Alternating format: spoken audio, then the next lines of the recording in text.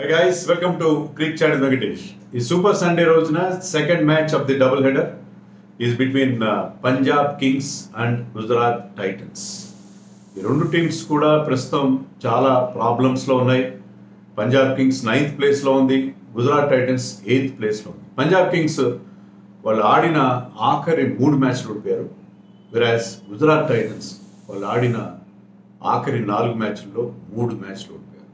So రెండు టీమ్స్కి ఇక్కడ వచ్చే 2 points very very important. So expect some intense battle between these 2 teams. ఇది reverse fixture. ఈరోజు first match between RCB and KKR, అలాగైతే reverse fixture. ఇది కూడా రివర్స్ ఫిక్చర్. ఆల్రెడీ ఈ సీజన్లో ఒక మ్యాచ్ ఆడారు రెండు టీమ్స్. అప్పుడు గుజరాత్ టైటన్స్ పైన పంజాబ్ కింగ్స్ ఒక షాక్ విక్టరీ సాధించింది. ఇప్పుడు కూడా మరి అలాంటిది ఏమన్నా జరుగుతుందా?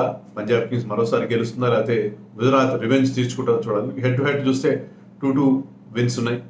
లాస్ట్ టైం గుజరాత్ పైన పంజాబ్ గెలిచినప్పుడు ఇద్దరు uncapped players played a crucial role.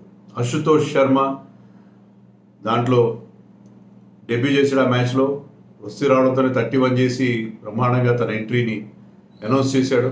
And Shashank Singh also played a wonderful. So వాళ్ళు ఇద్దరు కలిసి almost they snatch victory from the jaws of defeat అని చెప్పాలి. సో ఇప్పుడు కూడా ఫోకస్ వాళ్ళిద్దరి మీద ఉంది ఈ మ్యాచ్లో. ఆ మ్యాచ్లో స్టార్ట్ అయింది వాళ్ళిద్దరి జంట కవుల జోడి, వాళ్ళ jugalbandi.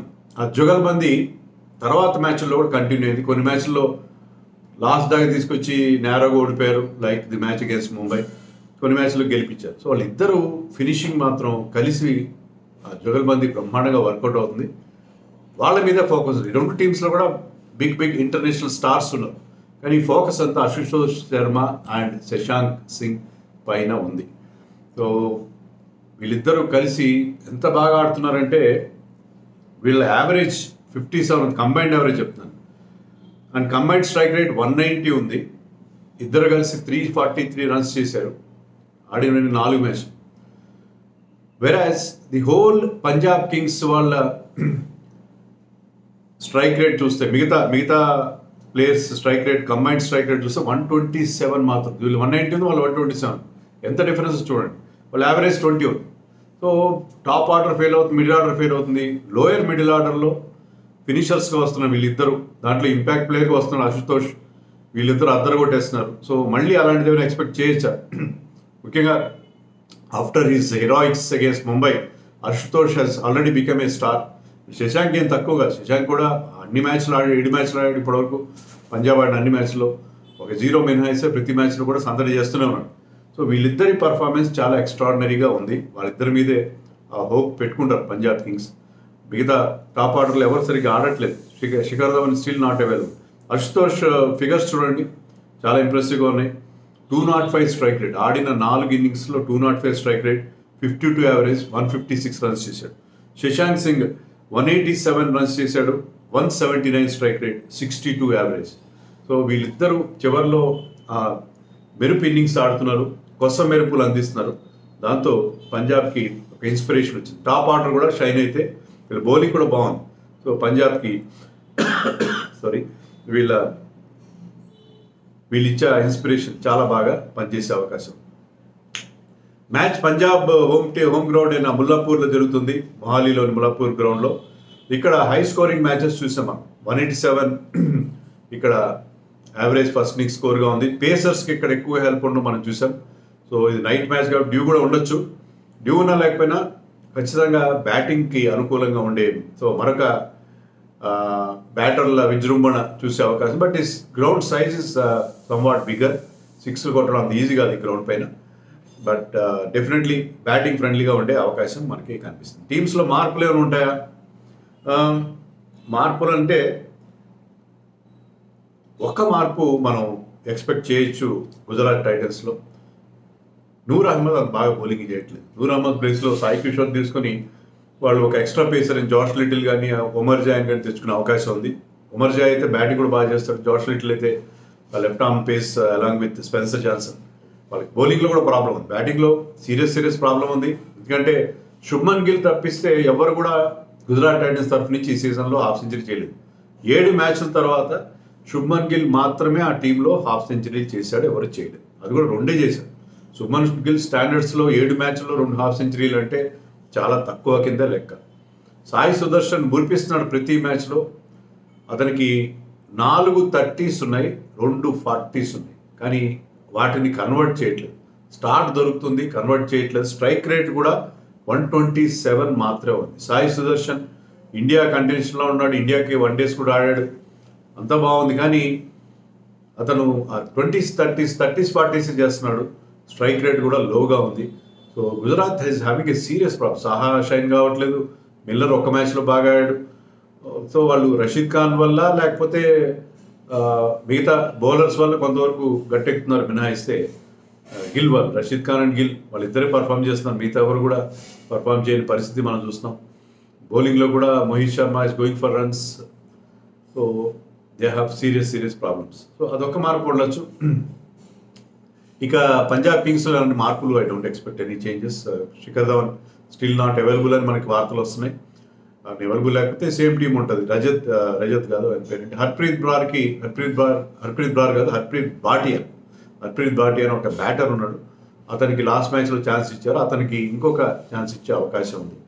And Sam Curran might open with Prabh Simran like in the last match. So Punjab కింగ్స్లో ఎలాంటి మార్పులు ఉండే అవకాశం లేదు. Rabada is doing well.